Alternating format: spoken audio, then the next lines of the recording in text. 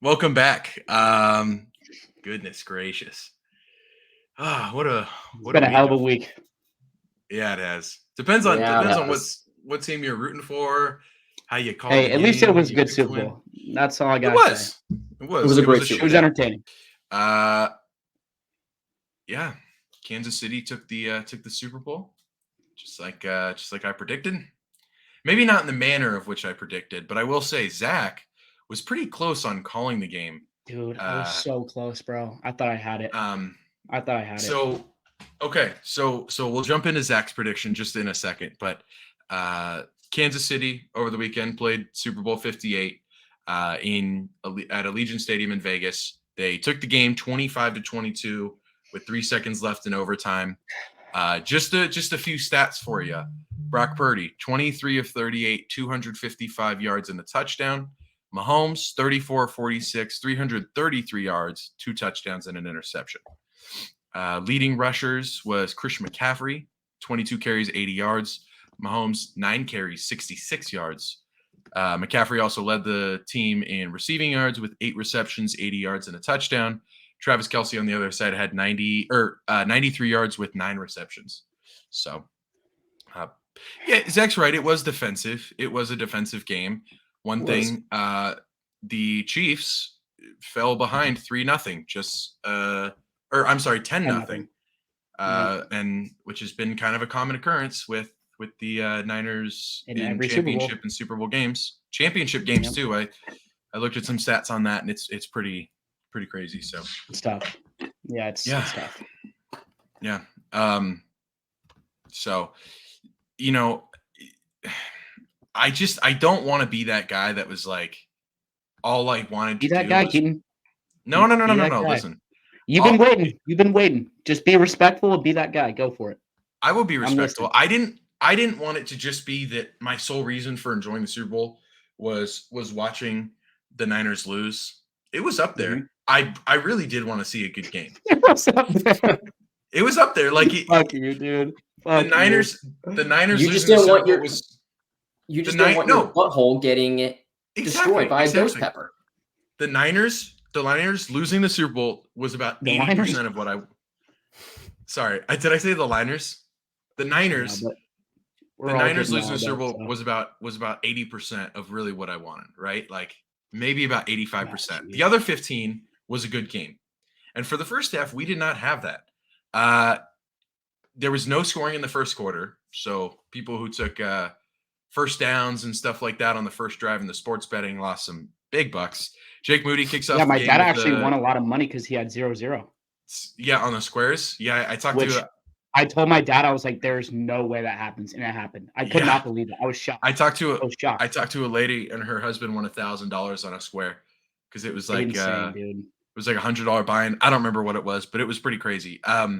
Jake Moody starts the game off with a record-breaking 55-yard field goal, which was impressive to see because he has been a little inconsistent at times in this playoff. Shocking. McCaffrey very punches it in. Yeah, McCaffrey punches it in a little bit later, put the team up 10-0.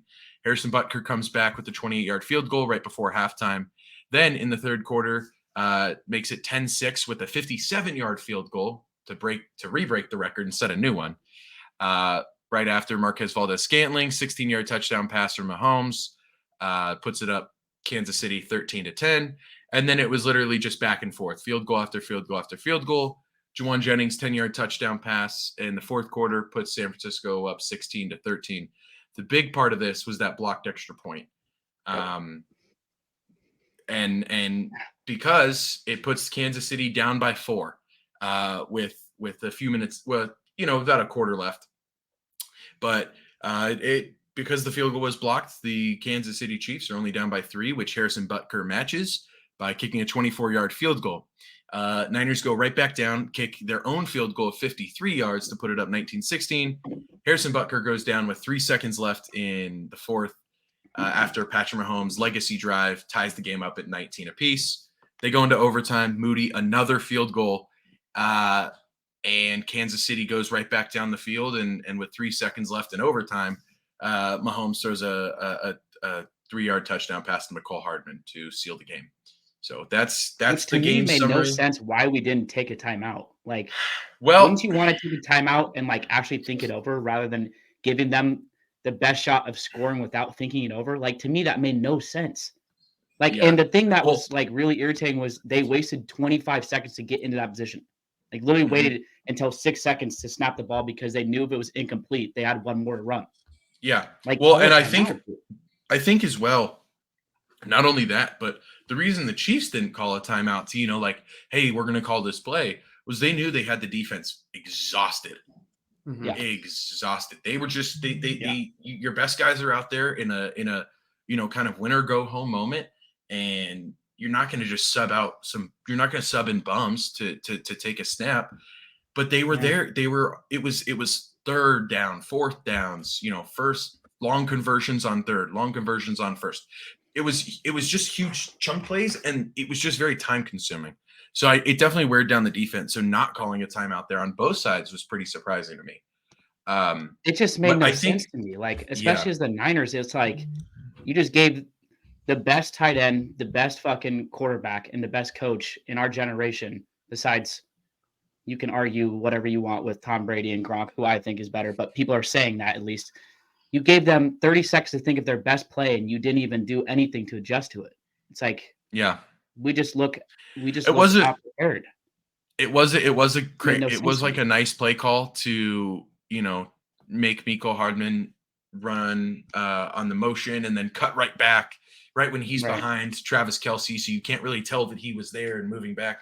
But I think it shows just, I think this is to that Kyle Shanahan thing and the Steve Wilks thing that they just, I don't know, man. They just, they weren't prepped. They just couldn't prep for what came in that second half, especially in that overtime. And one of the things I wanted to talk about, it was my big head scratcher, was the losing team always brings out about 5 or 6 guys to do like their press conference, the post-game press conference. And man, to hear Eric Armstead and Kyle Juszczyk both say we didn't know the overtime rules is pretty wild. Now, granted, they would have lost under old overtime rules, but what frustrates me about this isn't so much that they didn't know the rules; it's that it sounds like they just weren't prepped for that possibility in a Super Bowl. This isn't just like a regular game, run of the mill game. You're playing the Panthers at 1:00. And you're like, hey, go out there, guys. You're going to beat the shit out of them. This is the Super Bowl. You don't get another opportunity after this. And I heard Chris Jones talking. He was like, oh yeah, we spent like a whole day just talking about overtime, like how that would play out if we got the ball. I heard they spent the 2 whole weeks just strictly going over the plays and what their game plan is if it went into overtime. I was talking to a buddy of mine about that, and he was like, well, I don't like that. Just makes no sense. I mean, like, the Niners didn't go over this because they didn't know they're going into overtime. And I was like, that's an invalid argument. I was like, the Chiefs didn't know either. They still ran the plays and they still went over it though. They came into that game fully prepared, unlike the Niners. Straight up. Which is crazy. After I heard that as well from like the press conference, Patrick Mahomes, I think the next day he came out and he was like, yeah, I don't know if I should be saying this, but if we were to receive the ball, we were going for 2. Right. It's like they already thought about that, and did not look like either one of our main coaches were ready, which sucks. I think that's the biggest thing too, is because when you're in, like, you listen to Kyle Shanahan talk about like what his game plan was, because obviously you're going to ask questions about it. And he said we were basically banking on the idea that we could score and that they would score and then we could get the ball back to finish. There's not, when you're dealing with that type of like game, there's not a lot of opportunity for 3 possessions in an overtime. Usually it's slowed down, it's methodical. Players are tired, so they're not super, speedy off the ball. But it also irks me that Kyle Shanahan just didn't go for it when it was on 4th and 4, because you kick the field goal, you take your points. But I meant 4. But they have, but for the entire. For the entire second half, they haven't been able to keep the Chiefs from not scoring, or at least matching their scoring. So if you go for it and you convert, you can waste a little bit more clock, but you run the opportunity of scoring, which they were close to doing. And but they don't. But they kick the field goal. Shanahan, for some reason, trusts his defense after Mahomes just had an insane drive to close out the fourth quarter, and they have all the momentum in the world. And he just goes, I'm going to let you guys play. And they clearly weren't ready to play. There was a few times they got close, and they just couldn't do it. Another thing that I would like to point out and add on to that too is that going back to how the Chiefs, they were so prepared for this too, it was very clear. I saw a video, and it was mic'd up for Patrick Mahomes. And it was during the coin toss, because Niners won the coin toss on the tails, correct? And and Patrick Mahomes is like, hey, wait, like we want the ball second. Like, we need to make sure they get the ball. Hope, like, whatever happens, let's hope for that. Niners ended up winning the coin toss, and straight up you guys just said, we want the ball. We want the ball first. Patrick Mahomes went running to the sideline, just screaming, they wanted the ball first. They got the ball first. They got the ball first. Just all excitement all around all around the Chiefs sideline. And I was like, oh my God, like their original plan A is actually coming together right now. Like it all just made sense after watching that mic'd up video that I saw. I was like, man, like they really thought everything through, because they had plans if the Chiefs were to get the ball first, but obviously they didn't want that first, right? And it was just kind of crazy, just kind of seeing that, going, wow, like they really thought everything through, like, which is the difference between a great coach and a good coach, right there. Yep, exactly. And that was the exact thing I was going to say next. Which is crazy. Like, they visualized everything, it came true, and then they actually put it into real life, which, again, I'm not saying that 49ers didn't, but to not know something like that, it doesn't come off very good for a head coach, you know? Especially a head coach that has lost 3 Super Bowls and multiple NFC championships when he should have won. And not only going back, sorry, yeah, I'll let you speak, but going back to which I thought was really interesting. I'll read the play-by-play for you. First and 10 with 8 minutes and 51 seconds in OT. Christian McCaffrey gets the ball, runs it for 6 yards. Christian McCaffrey then goes for a no gain, and I think his name's Michael Pennell, 69 from the Chiefs. He had a game, dude. He was throwing people around, and this was a huge stop, because if he doesn't stop it, I think he scores. 3rd and 4. To me, and I'll read it out, I guess, with this OT drive in general. Christian McCaffrey had, let's see. He was cooking on that drive. He was cooking on that drive. 5 attempts in the run. 5 attempts in the run in OT. To me, you just got stopped. Run your best play, which all year has been to run right behind Trent Williams. I don't care if he hasn't had a good game. Run it behind Trent Williams and get at least 2 yards here. So here's what I was thinking. 1st and 10, right? You run the ball, you get 6 yards. Would have ran it again. And maybe if I didn't, I would have passed. Maybe passed, did something short, try to get a 1st down. 3rd and 4, I am putting the ball right in my best player's hands. But he does dude, it wasn't even a bad play. He was wide open. There was 2 players that were wide open, but Ayuk was honestly wide open. Honestly, a great play call, but we didn't prepare for the blitz call that they called. And it sucks, because looking back at it, there was 2 people wide open. Chris Jones wasn't blocked, which, again, I don't know if that was preparation or just a brain fart by some of our offensive linemen, but we'll talk about that. Happened. And then it's 4th and 4. You kick the field goal. You think that your defense can stop them. And then it pans to the sideline. And I'm thinking, like, damn, like, maybe we can stop them, you know? I mean, the last 4 drives, they've scored a touchdown, field goal, touchdown. And I guess the last drive was before we knew this, but they scored the last 3 drives. And I was thinking, yeah, maybe a field goal is doable. You look at all the players. CMC is really like this. Debo's praying. Like, all of them knew it was over, man. And so like, to not go for it there on 3rd and 4 and to not give it to your best player, even if he did get stopped like that, it just didn't make sense to me at all. Like, I get Brock has, you know, proven he's a good quarterback, and, you know, we did put it in his hands a lot of the fucking game. Like, at least to get us into OT and to continue, like, the drives that we had where they were must-needed drives. He played well, but to not give it to your player for 3 plays and then to not go for it, like, I don't know. I would have given it to him again on 3rd and 4 and then seen what would have happened, and then probably given it to him again on 4th. Yeah. You go out and you win with your strength. And I think that's the biggest thing that irks me is, like, if you know you couldn't stop Mahomes in the first place, then why give him an opportunity to win on the next drive? And if your goal is to win the game, right? And you don't get that. Let's say they go for it on 4th and they come up a yard short. Okay, fine. But now the Chiefs have to expend 94 yards of offense to at least try and get a field goal to win it, or whatever the case may be. And who knows how that turns out. The play calling when you're backed up in your own end zone is much different than when you know all you need to do is score a touchdown. And there was a play call that was almost exactly like that. And the Niners, I believe, were down three, and they wanted to score. Yeah, I think it was 10-13, and it was 4th and 3. They lined up and had George Kittle man with one of their cornerbacks, and Brock threw a dime, and he got the first down. And to me, it's like you do that down 3, knowing if you score, you have a possibility of winning. Why not do that in OT when it's win or go home? Like, you just gave the ball back to the second best, or excuse me, not the second best, the best performer in the second half ever. I've never seen anything like this. Like, I don't think he's the GOAT. Yeah. I think that he's the third best quarterback in the league. Second best second half performance I've seen in a long time, just from like a pure.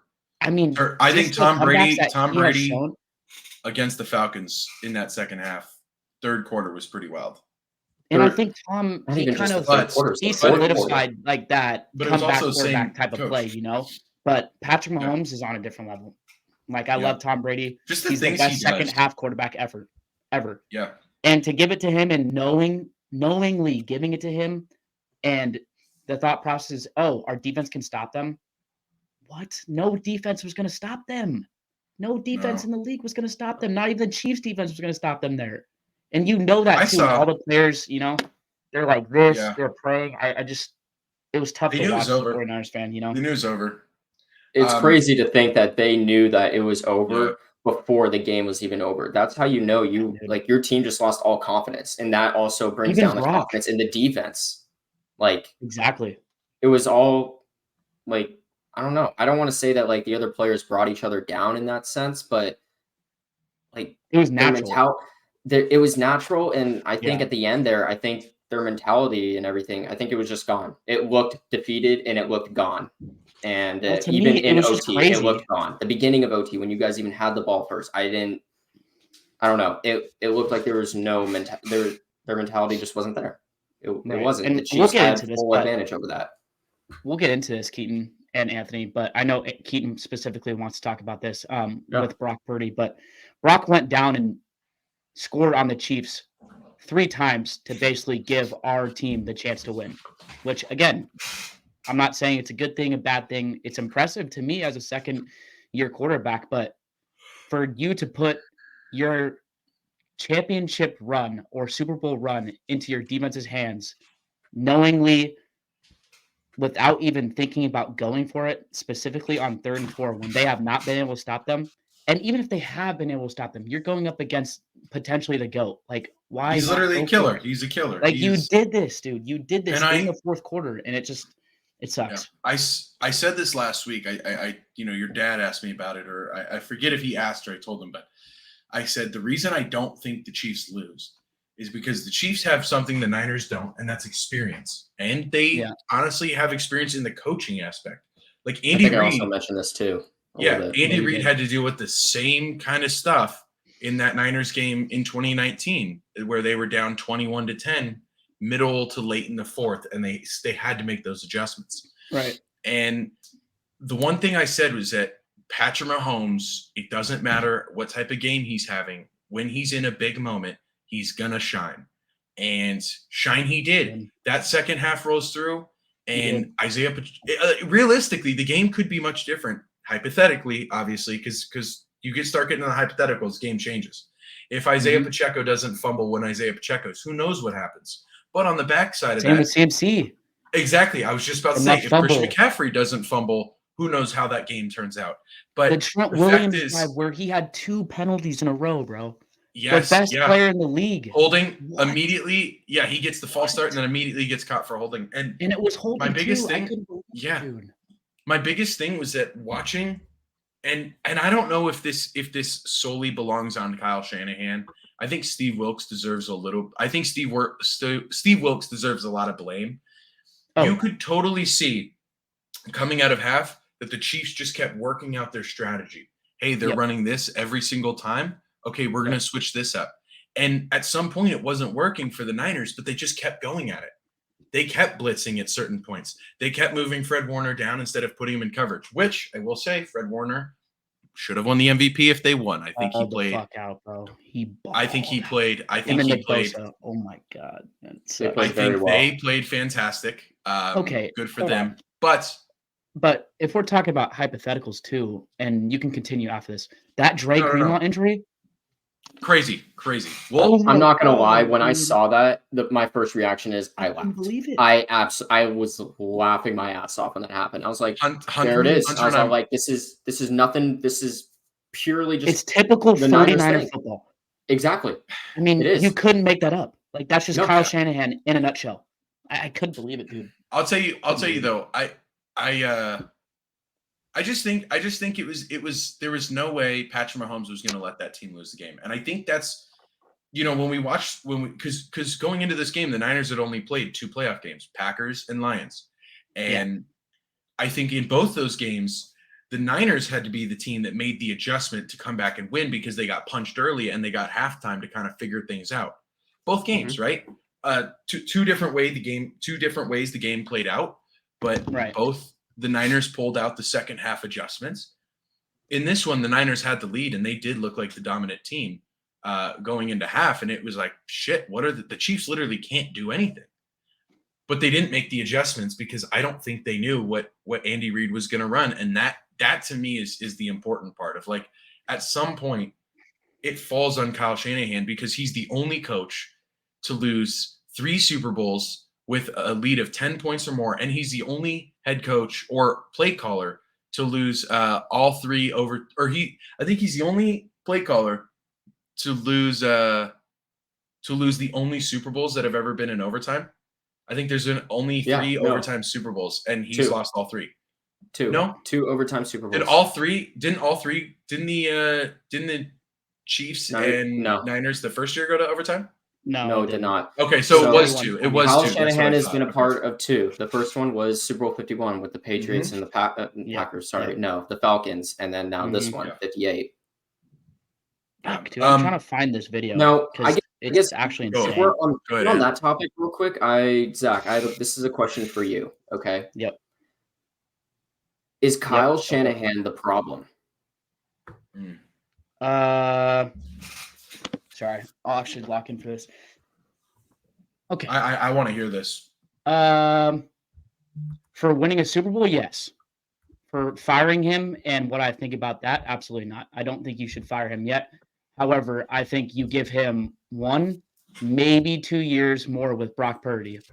And if Purdy's just as good and he can't win it and he's choked, then yes, I think he's the problem. And that's not to say that I don't think he's a problem at all. I honestly think he's the biggest problem that we've lost so much. And we'll get into this a little bit too, but Steve Wilkes was fired. And again, that'll be a topic for later. But the biggest thing that I've been saying all week after the Super Bowl is that we need to bring someone in that's a winner. Shanahan does not know how to win.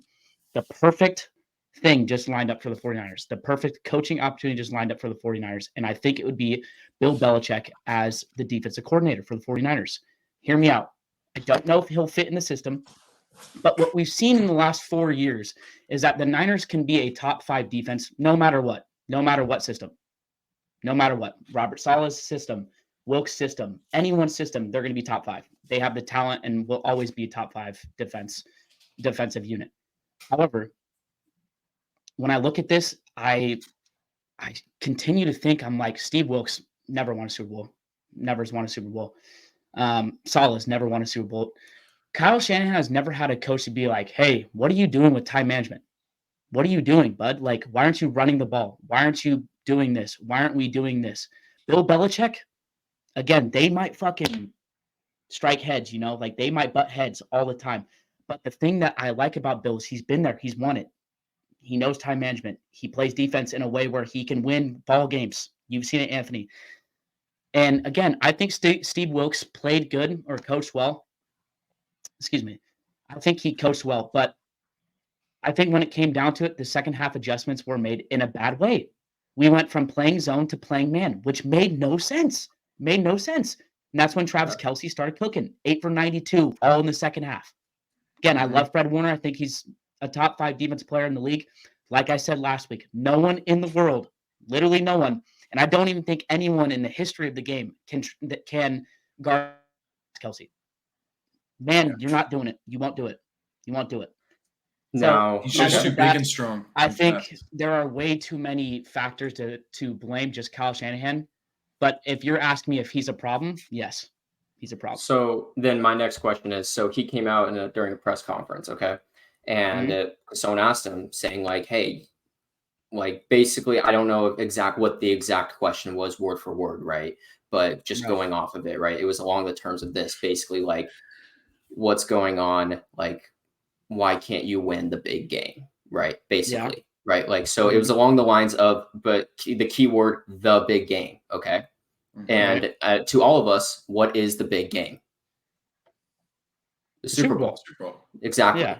So he then came out and said, I think you're mixing up the words, the big game and a big game. He was like, we can win big games, and then kind of just went on and rambling about how it's still tough for them to win win this specific game. But my thing with that is, how does that make sense when the question was actually winning the big game, not just a big game? He's like, sure, because I remember he actually said, sure, we win plenty of big games, but he hasn't won the big game. Even when he was offensive coordinator for the Falcons, he couldn't do that. Like, you would think then at that point, then the head coach of the Falcons at that point would have said something to him, right? Or vice versa, whatever. So I guess that's also my argument with that side too, when you're saying like having a defensive coach right there yapping in his ear a little bit. I think that's also where I'm coming from on that part too. I personally think that Kyle Shanahan, respectfully, Zach, I think he's a choke artist. I think he is. And you don't have to be respectful about it. You can say disrespectfully. Okay. I think he is too. Disrespectfully, then he's a choke artist. I'm saying it. I think I personally don't think, and I like how he can get you guys to the big games, right? In your guys' case, NFC Championship and Super Bowl. We've seen him take you guys to the Super Bowl twice. We've seen him take you guys to the NFC Championship quite a few times now in the past few years. Yes, but when does it get to a point where enough is enough? It's just rinse and repeat. Because I'm not going to lie, Zach, at this point, for how you guys are looking, it's almost like the Cowboys. And hear me out on this, okay? The Cowboys, they make it to the playoffs almost every single year, I would say, right? But then they lose early on in the playoffs, right? They give their fans a little bit of hope. Right now, the Niners are doing the exact same thing, except they're just giving their fans S-tier hope. Right. And then they lose it. And to me, that's the only difference between the two teams now when it comes to that lately. And and I don't know if I'm wrong or not, but have the Niners now not won a Super Bowl longer than the Cowboys? Yeah, that's been the case for a bit. Oh, no. No. I don't know that stat. That's why I'm asking. Cowboys last won one. I don't remember what, but I do want to say. Yeah. That has been the case. So, okay. So, because the only other team I can argue that we talk to people about are the Raiders. So I'm pretty sure the Cowboys won it more recent than the Niners. Okay. And just kind of going off of that a little bit more real quick. I think Cowboys last won the Super Bowl in 1995. 95? Okay. So that was before the 49'ers. Before the 49'ers. So I think where I'm getting at with this too, real quick, just to finish my thoughts off. I think Kyle Shanahan's a great coach. I think he can get you guys to those games. It's just a matter of how far are you guys gonna take it by just getting to those games but not winning it? What do you guys what is the organization? What is this? Niners. I was gonna say 93. What is the organization going to do? What is this franchise going to do to change that? Right? Is Kyle Shanahan the true problem? It's clear that he did that with the Falcons, not even as a head coach, as an offensive coordinator, and now twice as a head coach for the Niners. Okay, let me answer that one more time before I let you speak. Anthony, I think the real question is, should we fire Kyle Shanahan? Or that's like kind of what you're getting at, right? That's what I'm getting at, but I'm not actively saying it. I'm letting you kind of take that for, right? I get your question, and I think I answered it as best I could beforehand, but I'm also thinking Kyle Shanahan is a top 5 coach in the league, regardless of what he's done. Right. So as a 49ers fan and as a 49ers franchise, who do you go out and hire that's better than Kyle Shanahan, even if he can't win the big game? And that's like the biggest thing. I think that's the reason why they haven't, because you look at our team. I don't know if you guys have watched some of the interviews that they've done. Everyone is just gloomy, bro. Like the locker room presence does not look hot for the 49ers. I know. Like Nick Bosa said, like, I'm just going to soak it in for the last few weeks because I don't know what's going to happen. Right. And he was like, I can't even and this was right after the Super Bowl, but most of them were like, I couldn't even look like my players in the eyes. Like I was going to cry, like all this stuff, dude. So you look at it like that. Number one, I think Kyle is a problem. Like I said, I definitely do think he's a problem. Number two, I don't think you can fire him yet. I think if he does it again and in the next 2 years doesn't win a Super Bowl with this team, you have to fire him no matter what. You have to, which sucks, but you have to move on. And that's the case. And real quick, Keaton, so sorry. Now, Zach, tell me this. And coming from a Niner fan, all right? What's your thoughts on this? Instead of firing Steve Wilkes, what if you fired Kyle Shanahan and then you hired Bill Belichick as the head coach? No, because Bill Belichick would never work in this 49er system. No, because and that's what I was just asking. That's all. That's where I wanted to hear that. I wanted to hear that from a head coach.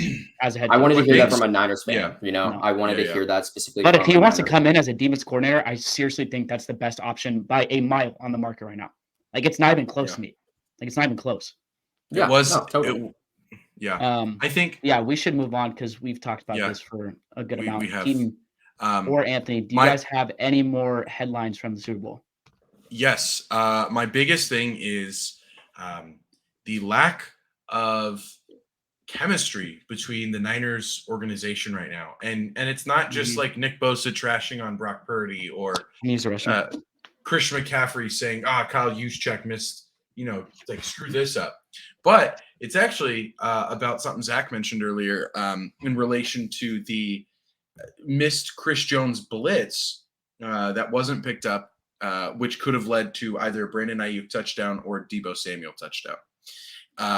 In that play, John Feliciano, who had been injured a little bit prior, his position was filled in by, let me go ahead, Spencer Burford. Spencer Burford is the backup to Feliciano, who came on kind of out of nowhere, just tore it up this year. He's had a fantastic year. Dealt a little bit with injuries, but he got into a little Twitter war. I think it was the day after the game, and he's basically said something along the lines of, "Wait, Keaton, both of them play in the Super Bowl." What? Both of them play in the Super Bowl. That's what I'm saying. Oh, okay, I thought I heard you say that he was his backup. No. He was just backing. He was just backing up for that position at the moment. Okay. Yeah, I see. Basically, on Twitter, Feliciano blamed his own teammate, Spencer Burford, without actually name dropping him, about not picking up that block, and basically said the person who was supposed to pick up that block. Oh no, he name dropped him. Oh, did he name drop him? Yeah. I'll read it out right now. I didn't pull up. I didn't. Yeah, go ahead. Thank you. I didn't actually have the tweet fully pulled up. Coach_Yak from Twitter. Colton McKivitz has one of the best players in the game lined up in front of him, and he decides to give him a free rush to Brock Purdy. Sickening. The play on 3rd and 4th. Again, we thought they should have gone for it on 4th and 4, but this is the play that we're specifically talking about on 3rd and 4th. Jonathan Feliciano. I know you guys know all, so you should know that's not Colton's guy, ... And then he proceeds to, in a couple minutes later, say, a quick chop is needed if the guy that was supposed to block him blocks him. Spencer Burford. Sheesh, I open up my app to this. Get well soon, bro. ... Feliciano. I'm sorry, bro. I woke up hungover and being a bitch. And trying to have one's back, I hurt you. It's fucked up, and I apologize. You got nothing but greatness ahead of you. I'm sorry, bro. So I guess he didn't name drop him, but no, he didn't. But it was very possible. It was very apparent. And then he's basically like covering himself like, hey, I was trying to cover Colt McKivit's ass, so I just shit on you.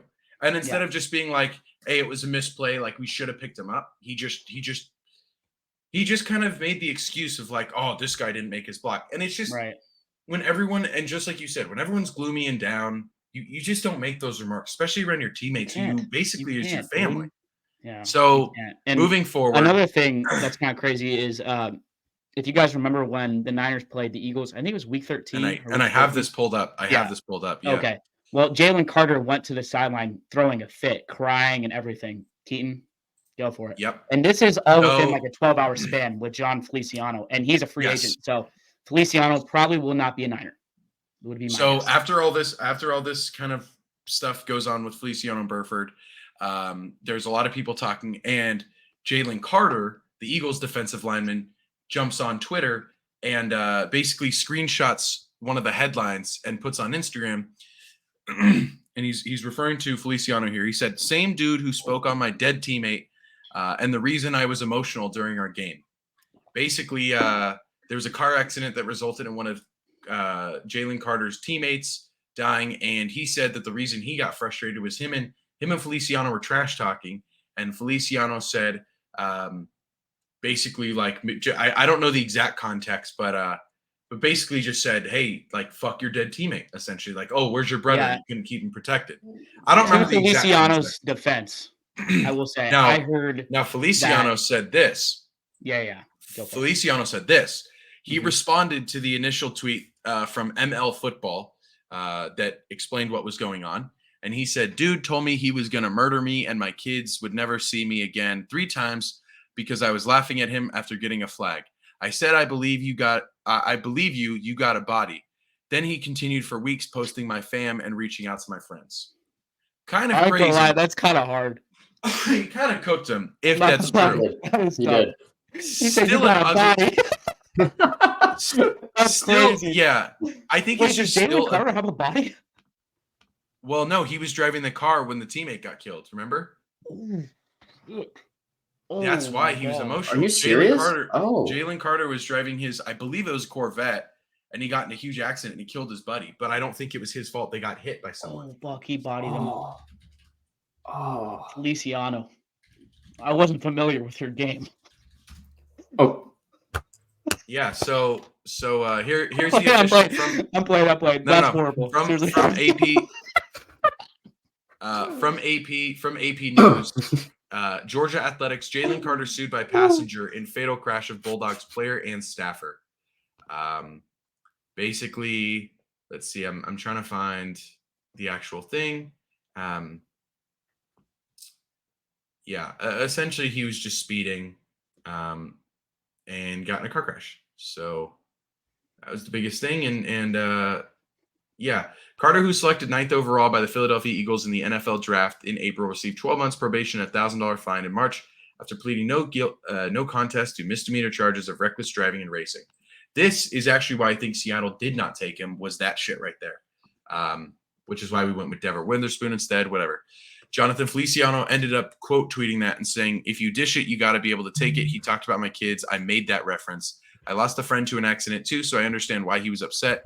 I did feel bad, though, after apologizing until he started posting my kids on his IG, and then I had to get NFL involved. So if that is true, John Feliciano stood his ground, but the sentiment still stands. He did call out his teammate, which is pretty bad. Right. So, which, again, kind of proves that he might be lying and he's just a piece of shit. Right. Yes. I don't know. Okay. We're going to move on. But I did want to say this one thing. Just go ahead, Anthony. Go ahead. Go ahead. Okay. No, go. I have one more quick question. It's sure has to do with after the Super Bowl for the future. Now, Patrick Mahomes came out and he said he wants the 3-peat. Fellas, it's possible. Do you think he has a possibility of getting the 3-peat? Yes. Oh yeah. Oh, much like Tom Brady was in the league for as long as he was, the NFL, the AFC at least now runs through Patrick Mahomes because, and I said this, they had a god-awful season for Patrick Mahomes. Like for Chief standards, Patrick Mahomes had an awful season for Mahomes standards. They get in the playoffs, it doesn't matter. It's coaching, it's chemistry. It didn't matter. It did not matter at all. No, I'm telling you. Hold on. They beat every team they were beat every team they were supposed to beat, and by DVOA standards, which is it's a metric that measures defensive efficiency. Patrick Mahomes beat the toughest playoff run. Like he won the toughest playoff run of any other like quarterback of NFL history. Meaning he beat three of the top 5 defenses in the entire NFL. He beat number 1, number 3. Go ahead, Zach. Who's coming back next year? Not Brandon Ayuk. Come on. And we've talked about this. Oh, Josh Jones? Oh, Daddy Burrow. Joe Burrow. Joe Burr. I think he's our only savior at this point. I'm sorry, guys. I think we see it. I think we see it. He's taking him down, and I think Joe Burrow is going to make sure Patrick Mahomes does not go back. That's personally my opinion, but I'm also going to be pretty biased because I don't want Patrick Mahomes winning again. But if I'm going to be realistic, honestly, if the 49ers weren't to win one, I would want the Bengals to win it. That's it. Seriously. Yeah, that's fair. My second favorite. Or me. I mean, I thought your second favorite team was Seattle, but that's fine. Okay, I wanted to pull up this stat. But yeah, so I think it's possible for sure. Actually, Zach? I will say, and I continue to say this, I think it's honestly disrespectful they're not the favorite for next year. Even with the 49ers being the Niners. Did you see the Niners? Did you see the Niners with all their free agents? Yeah. And the Brandon Ayuk stuff. Anyway. Okay. Wait, hold on. I want to bring it up. If you're not. No, I'm not. I just have a funny little stat I wanted to share. Hold on. I gotta hold on. So how about the weather? Crazy. It's been raining all day. Okay. So I made a joke in our group chat that Brock Purdy was the 3rd best passer in the NFL. And Zach, I think Zach knew I was that one really pissed me off. I'm not gonna lie. That was the only comment that you made all weekend or like since the Super Bowl that really bothered me. I literally said, Jesus Christ, Keaton, someone needs to save it for the pod for another bad take. You might saving it for the pod. I joked with this on Twitter too. I was cooking some people with this, and they were like, "You're so delusional." Juwan Jennings, maybe the best passer in the entire league right now, at least in Super Bowl standards. I would argue Patrick Mahomes played a better game, but you could argue that he played a better game than Purdy. Here's his stats: 1 attempt, 1 completion. Okay, 100% completion percentage. Right, 21 yards. Pretty good. Picked up almost a quarter of the field just off that. Not only that, he had a touchdown pass on the same throw. Okay. 1 completion, 1 attempt, 1 touchdown pass, 100% touchdown rating to pass completion percentage. You know what his passer rating was? What was it, Keaton? 158.3. Do you know the perfect passer rating in the NFL is? 158.3. 158.3. Now let's show Brock's Purdy. Let's go Brock Purdy. Now granted, Brock Purdy had a good game. He almost had an interception that could have killed the game, but his completion percentage was. To Debo? No, it was the one that got tipped. The one that got tipped to McDuffie, I believe, almost. That was a drop by Debo. No. It was the one that that got reached out. It was tipped at the line, and then immediately after, it was in overtime. This was the one right where they called the defensive holding. Oh, yes. Anyway, okay. Brock Purdy, 255 yards. Pretty good, like for a second-year quarterback. 23 completions on 38 attempts, only 60% completion percentage, so that's already lower than 100%. Only a single touchdown, so really not that great. Juwan Jennings had more. Or he had the same. His touchdown percentage to attempts was 2.6%. Now, I don't know about you, but 100% sounds way better than 2.6. And then you look at his sacks. He got sacked 1 time. Juwan Jennings never got sacked. And then his quarterback rating was 89.3. So you start to look at it, and it was like Juwan Jennings might have been double the passer that Brock Purdy was. Now you could argue with the yardage, it's different. But I don't know, man. 100%, almost perfect everything. Pisses me off, but It's a fair argument in La La Land. It's true. You want to hear actually a crazy stat? Yeah, I do. And we'll move on after this. Yeah. Guess who was the highest rated quarterback coming out of high school out of anyone on the field during the Super Bowl? Who? Oh, wasn't it Travis Kelce? Jawan Jennings. Oh my God. Jawan Jennings in the 2006 recruiting class, based off of 247 Sports, was the number 6 dual threat quarterback in his class. He was born for it. Why didn't they line him up under center? It's crazy. Holy moly. That's funny. But yeah, just kind of piggybacking off of that because I want to. I love that. And I don't want to argue. But, I know Zach knew I was going to bring that up. You said Brock had a good game. I think, honestly, he had an awesome game. I'm not going to lie. And I think I have the stats to prove it. I think he had a borderline great game. I'd give him like a B to B+. I'd give him solid B. Let's do this, right? He's good. Solid B. One of the main arguments that I saw for the 49ers and Brock Purdy not having a good game was that he had a 25% conversion rate for third downs, 3 for 12. So I went back and I was like, dude, I remember him either getting annihilated, right? Or them having to pass for 20 yards to get a third down conversion. So in order for them to get a conversion based off of what I saw, I was thinking, okay, like it can't be that bad. Maybe it was like an average of 3rd and 7. It was an average of 3rd and 10 throughout the game. So the first one was 3rd and 19. The second one was 3rd and 9. They converted it. The third one was 3rd and 14. Fourth one was 3rd and 9. Fifth one was 3rd and 15. Sixth was 3rd and 11. 7 was 3rd and 10. 8 was 3rd and 5. And once we get to 8, this is in the fourth quarter in OT.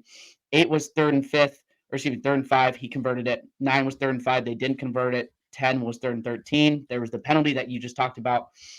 11 was 3rd and 2. That's when they converted it. And 12 was the big controversy play that we all think they should have went for on 4th and 4. Regardless, they didn't convert it. So you look at that. Again, that's an average distance of 9.67 yards. I'm just going to round it to 10 to make things easy. The historical completion, or excuse me, that's good. That's good math stuff, dude. That's why you got a degree. Anyways, the historical conversion rate of a third down of 3rd and 10 is 25 to 35%. So they were right in the average. Again, I also saw a stat that said that the Chiefs blitzed 53 or 58% of the time. Don't quote me on that. It was one of those two. I believe it. So you look at it, 3 of 12, not a good conversion rate, right? You don't want to be 25% conversion rate for really any third down, but specifically with 3rd and 10 or more, which, again, we were averaging that. I wouldn't say it's horrible. So that was his biggest thing. Another thing was that he missed a couple of throws. And I think the throw to Debo, when they faked the handoff to CMC and he was wide open, I think he missed that one. I think he could have moved to the left and hit Debo, even with Chris Jones down his neck. The He third might have and missed 4 play. two. He might have The missed 3rd and 2 4 play. in the red zone. The 3rd and 4 play. You can't blame Brock. You can't blame him. You can't blame him. Chris Jones I will say on his neck literally a second in because no one blocked him. Trent McDuffie was cooking Debo. Trent McDuffie had Debo in a bind. And okay, here are a couple other stats I was going to bring up. So, like I said, the 3 of 12 conversion rate for third down was horrible, but I think that was an argument that could be made. A lot of quarterbacks in the league don't really convert on 3rd and 10, like we said. Another stat that I saw was that when Trent McDuffie was on Debo, he had 0 completions, and Trent McDuffie gave up a passer rating of like 2 or something like that. Something ridiculous, bro. He was on locks the whole game. It might have been 0, actually. It might have been a passer rating of 0. I need to actually find the stat because I can't find it now. But if Mahomes wasn't the MVP, I believe Trent McDuffie. He had a Richard Sherman-esque tip ball in the end zone to keep Debo Samuel from scoring what would have been an insane touchdown. Because let's be honest, Brock Purdy did kind of put that thing on a dime, even if it was just a little low. But I'm not going to fault him at that. Yeah, Trent McDuffie, though, he had 3 pass breakups, and they were all on Debo. And again, I don't know his passer rating exactly, but he was locks the whole game. So that was pretty tough to watch. And it wasn't like he was holding either. Every single PI that he had, or pass breakup, not PI. Every pass breakup that he had was not a PI. And he honestly played great defense. But yeah, I also saw another stat that showed Dre Greenlaw's backup. Again, we'll show Dre Greenlaw actually getting hurt probably in the podcast or in a clip or something. But he was basically celebrating and he jumped up towards Achilles. Heartbreaking. And it's really heartbreaking to watch the mic up too, because Fred Warner literally turns around to him and goes, "No!" Like you could hear it in his voice. I didn't hear it. If you haven't heard it, I saw it. Go watch it, bro. I'll add it. It's heartbreaking. But the backup came in. And he got cooked. I thought at first, I'm like, man, he didn't play that bad, right? Oh, I saw the stats. I don't have the stats in front of me, but it was something along the lines of this. Here. When he was, you could try to pull it up. When he was targeted, let's just say 8 times, they completed the pass 8 times. When he was targeted, the passer rating was like 138 or something ridiculous, and he gave up almost 100 yards. And people are saying the game-winning catch, which I don't know if he was out of position. Everyone was. I can't really blame him. So I don't necessarily have the stats on me, but that was another thing. I really want to find this Trent McDuffie one too, bro, because I had that pulled up, and now I can't find it. Let's see. I think his name is Oren Burks. Yeah, it's Oren Burks. Here, I'm going to go right here. I'm going to just go to...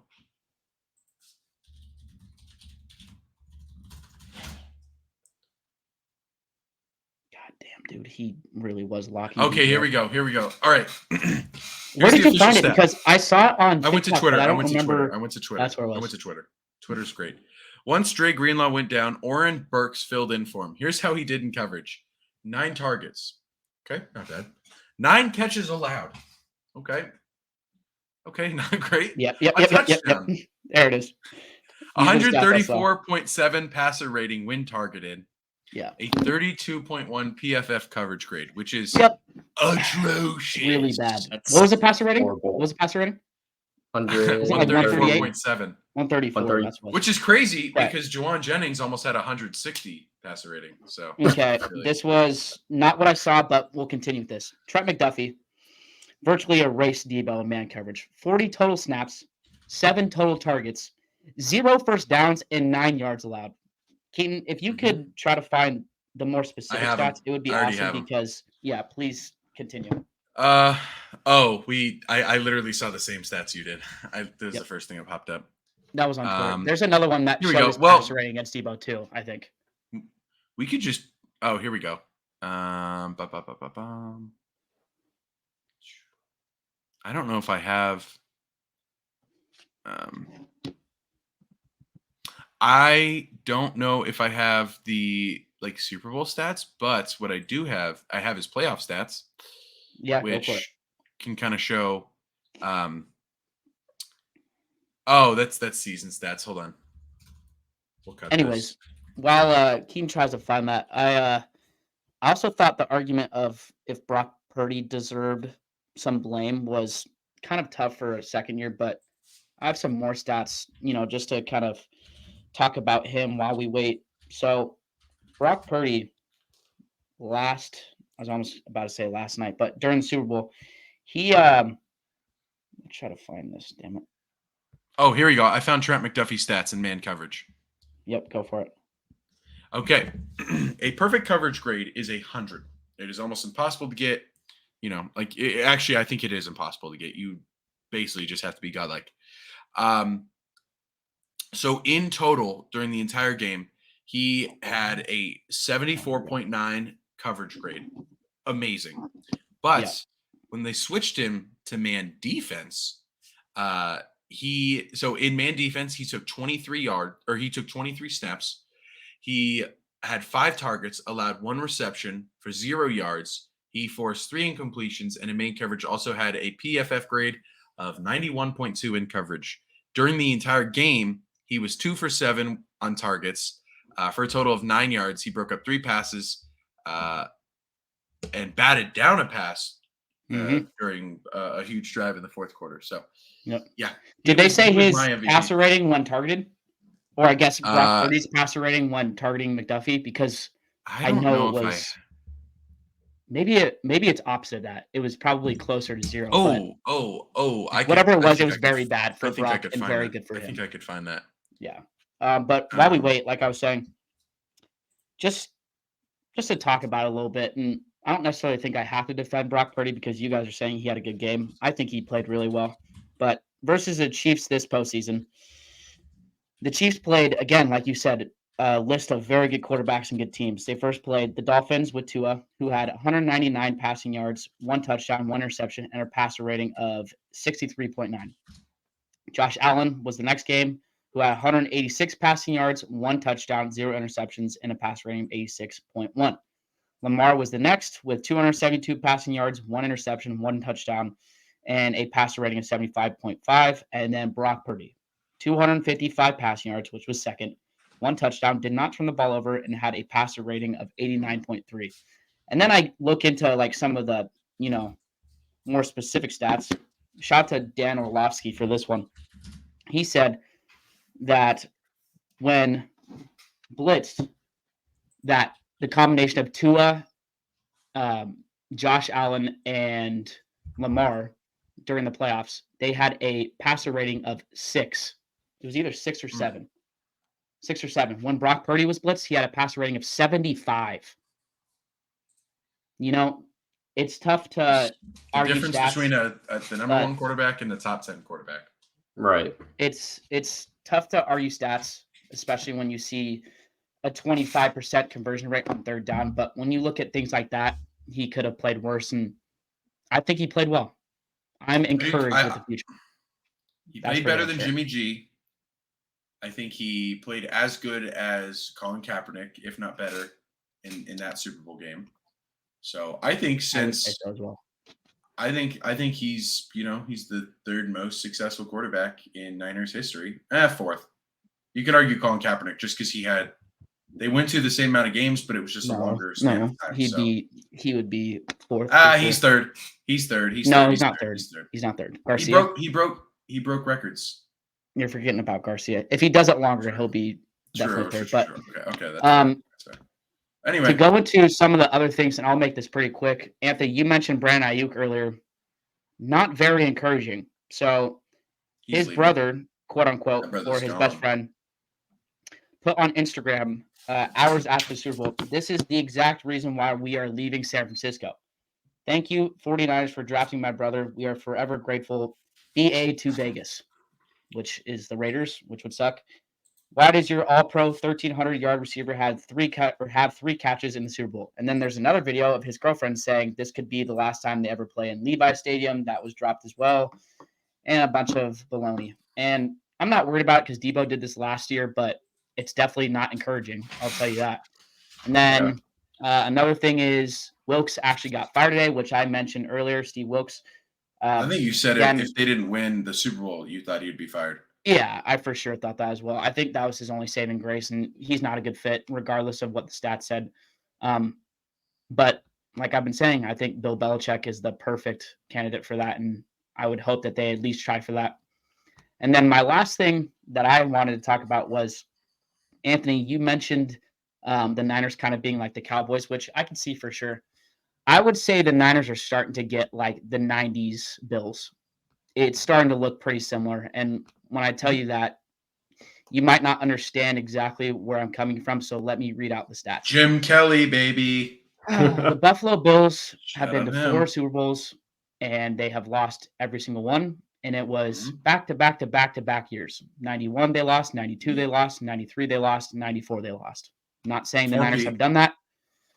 Yeah, it was a 4-peat of losses, which is very, very tough. Not saying the Niners are doing that, right? Because they haven't been to a Super Bowl 4 years in a row, but it's starting to look like that. It's like a hypothetical point, right? In Kyle Shanahan's resume is looking just as bad as that with the amount of chokes that he's had. So that's my comparison. That's kind of my comparison with that. I'm not saying we're necessarily that, but it's hard to compare us to the Cowboys because they have not been to an NFC Championship since I believe they won a Super Bowl. But I wasn't comparing it in that sense. I was comparing it in the sense. No, yeah, for sure. I saw a tweet. I think it's just really tough as like a Niners fan to be like, "Fuck, dude, we're the next generation Bills." Like that's the best comparison I can come up with. I saw someone tweet that you guys are basically the Cowboys with more success. Yeah, that's exactly a great comparison. It's literally both of those. Like you're the Cowboys with the better playoff run, but no rings. Exactly. So, and I think that's where I was trying to get at. Like, I saw someone say, I like your comparison. I just wanted to add on to it. And I know it's tough and that's why I was also like, oh, let's see how this goes, because I also know it's tough for Niner fans to hear any comparison at all to the Dallas Cowboys. It can be a little bit weird, especially since you guys are huge rivals. So that's also why I was like, oh boy, let's see how this goes. But I mean, honestly, it's the facts though. That's how I'm looking at it now. I mean, in the 90s Bills, that's another great comparison. I think both of those two teams combined is exactly what you guys are right now. Exactly. That was exactly my point. Like, and absolutely, it's shitty. Going back to a little bit of Kyle Shanahan, I just don't think you can defend him anymore. You can't. I'm sorry. He wins. I don't think you can defend him at all. He'll always have that point right now. This was the year, bro. Like, if we didn't lose this, not saying that I've lost or that I have lost complete hope in this team or Kyle Shanahan, because I think he can do it. But losing 3 times in a row, especially with the roster we had, and Brock didn't have a bad game, you got to question it, man. You got to be discouraged. And you think you can't feel good about it. Yeah. And last thing I'll say is going into next year, the Niners have $500,000 in free cap, and you could argue that Nick Bosa might want something huge, bigger than what he got. Chase Young might need something, which I doubt Chase Young is going to get anything. Not Bosa, but he just signed a huge contract in the offseason. I know. But Ayuk definitely wants something. Your number one priority is Ayuk, which is very scary. And they have, I believe it's 13. They have 13 free agents. Now, granted, they also have 7 draft picks.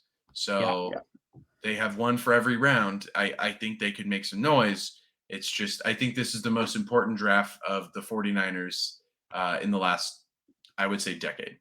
Yeah, which is kind of tough because I wouldn't say Jed York and our management crew for the 49ers is the best at drafting, but they're not the worst. And I think they thrive.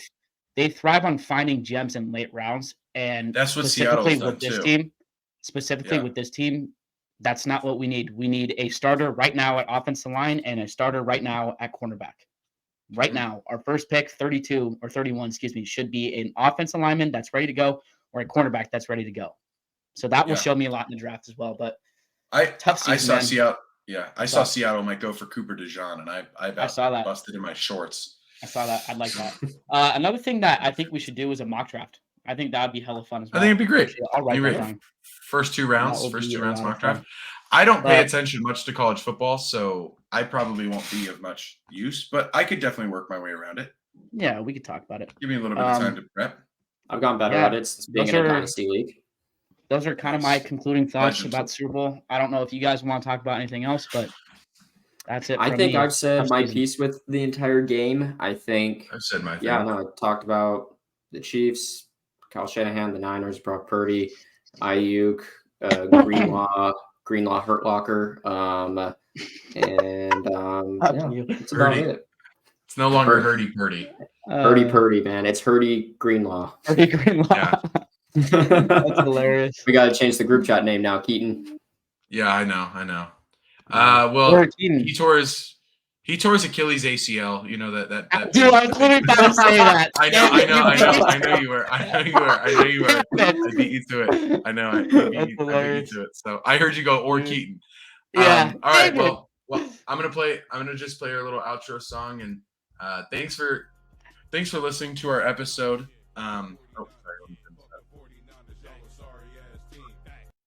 That's the wrong song. Thank God we can't hear it. Thank you for tuning in. We'll see you. Yes. Thank you everyone for tuning in. Like, subscribe, comment on the videos. Keep commenting on the videos. We love the feedback. We're loving it so much. We love the interaction with the fans. Yeah. Zach, sorry for your loss, bud. There's always next year. My asshole did not take a loss. No. There's always next year. There's always next year. Next year is our year. Fuck out of here. I'm gonna be very mean. Later. Consider this